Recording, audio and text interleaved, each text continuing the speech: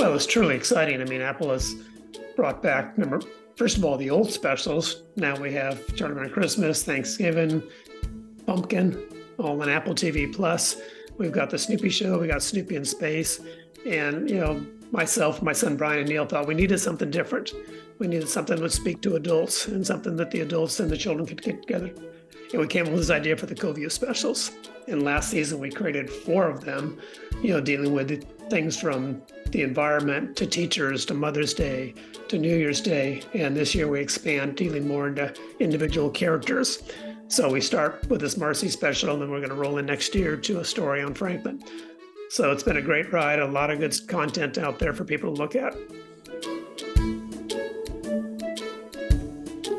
At the studio, we get a lot of people commenting on who their favorite character is, and Marcy is right up there with the best of them. And when we decided to do a show on Marcy, we drew the inspiration from a movie called Hidden Figures, which you may recall was talked about the people on the Apollo program, the people behind the scenes. And we thought, what better than to touch upon 99% of the population that are hidden figures. We sit behind the scenes, we do all this stuff, we work 8 to 5, we get no recognition whatsoever, and a handful of celebrities around the world get all the glory.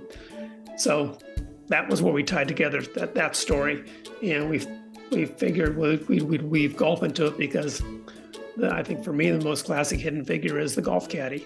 He gets smucked in the bag and gets no respect whatsoever. In reality, he is really the key to the success of the golfer. So that's where this story came from. I did read the comics growing up, and also I watched a lot of the specials. So as a kid, when I would see Charlie Brown on screen, he just seemed like a real kid to me.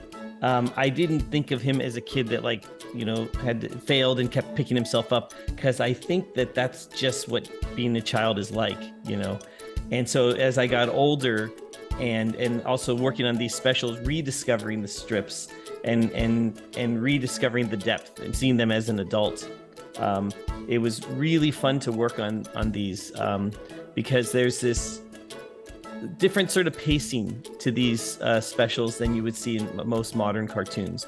You need to slow down. Like a lot of times on the early stages, Craig would give us the note, like, you can go slower, like let these things breathe. And especially for a special about Marcy, she's a very observational character. So we wanted to tell a story that would be at her pace, someone who just sort of thinks before she acts.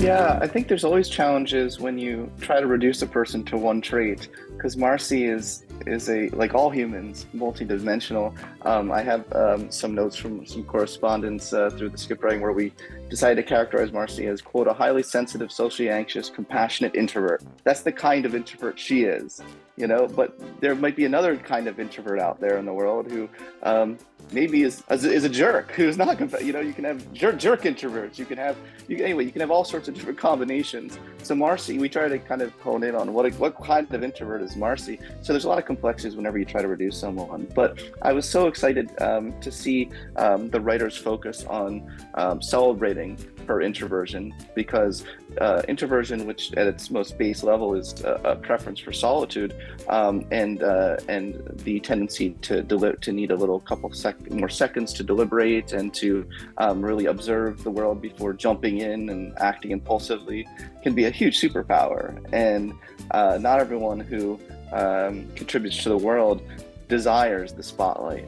And to show that message, I think, is so empowering to so many introverts out there who have such big hearts, the compassionate kind. I don't want to empower the jerk kind too much, but the compassionate kind who, to really make the world a better place and to really influence things maybe more behind the scenes. It's wonderful to celebrate that. Well, we always start from the comic strip, because really that's our Bible. The shows always start basically on doing research on all the Marcy comic strips and pulling from there. And for me personally, the thrill of these specials is seeing the characters come off the comic strip page and come to life from what Raymond can create with animation and lighting and special effects and music. And you don't get that when you're reading the comic strip. There's a lot of emotion in the comic strip. My dad was a genius on that level. But I think even for him, when he saw them come alive, that's a whole different level of enjoyment, the comic strip. And that's, to me, was really exciting and thrilling. It's interesting. Sometimes when you make cartoons, especially after you make them a while, the characters can kind of become reduced to their like basic traits. And what's so great about having the comic strips to go back to is it makes sure it keeps them more pure and more well-rounded. One of the things that I love about Marcy is that you discover in the strips is that, yes, she may be quiet and she may be someone who isn't the first to speak, but it doesn't mean she's not feisty. Like if you ask for it, she'll zing you back. And I love making sure we got some of that into the special. Well, I do. My favorite is Pigpen. Growing up, playing in dirt, racing dirt bikes and everything else, I've been a dirty child. My wife still calls me Pigpen. So for me, I think it might be Charlie Brown. He's probably the one I relate to the most, but I think I'd probably always aspire to be a little more like Linus. It used to be Charlie Brown, and I can honestly say it's now Marcy. I'm not just saying that. But I do think it's Marcy now, and in large credit to the writers of the show and to the way that the plot ended up and everything. I think you start to see a much more multi-dimensional Marcy than you've maybe ever seen before. So.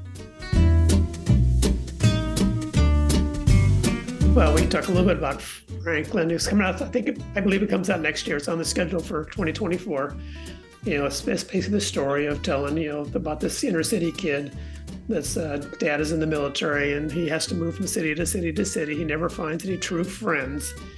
And all of a sudden he gets plopped in this neighborhood with a crazy dog, a kid with a blanket, and a kid that steals pumpkins. And he's in this weird universe, and somehow he's got to blend in, and what works in the past is not working in this neighborhood. And he struggles to find friendship, and in the end he does, and he finds home. So it's really a journey about a kid trying to find home, and home becomes the Peanuts neighborhood for Franklin. I think it's a great story. It's an emotional story. It's one we're very, very proud of. It was co-written by Rob Armstrong, who was the inspiration for Franklin's last name, which is Armstrong, Franklin Armstrong. So we co-wrote with him, and it was written by him, myself, Neil, and Brian, and Raymond did the animation for it, and a lot of hard work with his team, and we're excited for that to come out.